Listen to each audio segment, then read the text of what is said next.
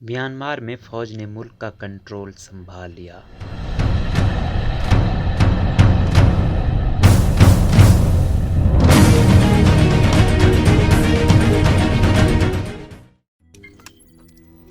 روزنامہ قدرت کی ویڈیو دیکھنے کے لیے ابھی یوٹیوب چینل پر سبسکرائب کریں اور بیل آئیکن پر بھی کلک کریں۔ آنگ سان سوچی اور دیگر رہنما زیر حراست۔ میانمار کی فوج نے برسر اقتدار جماعت نیشنل لیگ آف ڈیموکریسی یعنی NLD کی رہنما آنگ سان سوچی اور دیگر رہنماؤں کی گرفتاری کے بعد ملک کا کنٹرول سنبھالنے کی تصدیق کر دی ہے۔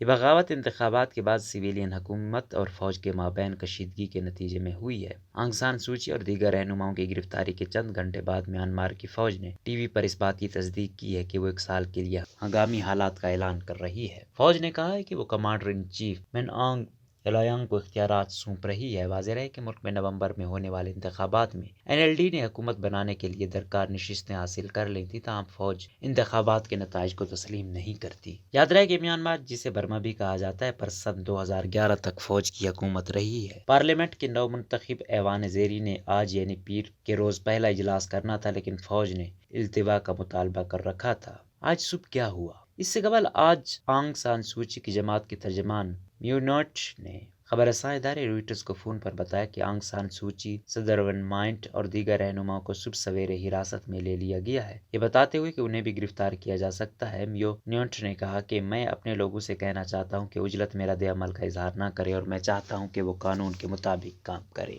BBC کے جنوب مشرقی ایشیا کے نمائندے جوناتھن ایڈ کا کہنا ہے کہ دارالحکومت نیپیٹا اور مرکزی شہر ینگون کی سڑکوں پر فوجی موجود ہیں۔ ملک کے اہم شہروں میں ٹیلی فون اور انٹرنیٹ سروس منقطع کر دی گئی ہے، جبکہ میانمار کے ریاستی نشریاتی ادارے MRTV کا کہنا ہے کہ انہیں تکنیکی مسائل کا سامنا ہے اور وہ آف ایئر ہے۔ وزرائے اعلیٰ کے خاندانوں کے مطابق فوجی اہلکاروں نے متعدد علاقوں میں ان کے گھروں کا بھی دورہ کیا اور انہیں لے کر چلے گئے۔ واضح ہے کہ سنیچر کو میانمار کی مسلح افواج نے آئین کی پاسداری کا وعدہ کیا تھا، کیونکہ ملک میں اس بارے میں خدشات بڑھ رہے تھے کہ فوج بغاوت کی تیاری کر رہی ہے۔ آنگ سان سوچی کون ہے؟ آنگ سان سوچی میانمار کی آزادی کے ہیرو جنرل آنگ سان کی بیٹی ہیں۔ سن 1948 میں میانمار کے برطانوی نوآبادیاتی حکومت سے آزادی حاصل کرنے سے عین قبل جب وہ صرف 2 سال کی تھیں تو ان کے والد کو قتل کر دیا گیا تھا۔ ایک وقت تھا جب سوچی کو انسانی حقوق کی ایک روشنی کے طور پر دیکھا جاتا تھا، ایک اصولی کارکن جو کئی دہائیوں تک میانمار پر حکمرانی کرنے والے بے رحم فوجی جرنیلوں کو چیلنج کرنے کے لیے اپنی آزادی سے دستبردار ہو گئی۔ سوچی نے سن 1999 اور 2010 کے درمیان تقریباً 15 برس نظر بندی میں گزارے اور فوجی آمریت کے خلاف عزم و استقلال کی علامت کے طور پر پہچانی جاتی تھی۔ سن 1991 میں انہیں نظر بندی کے دوران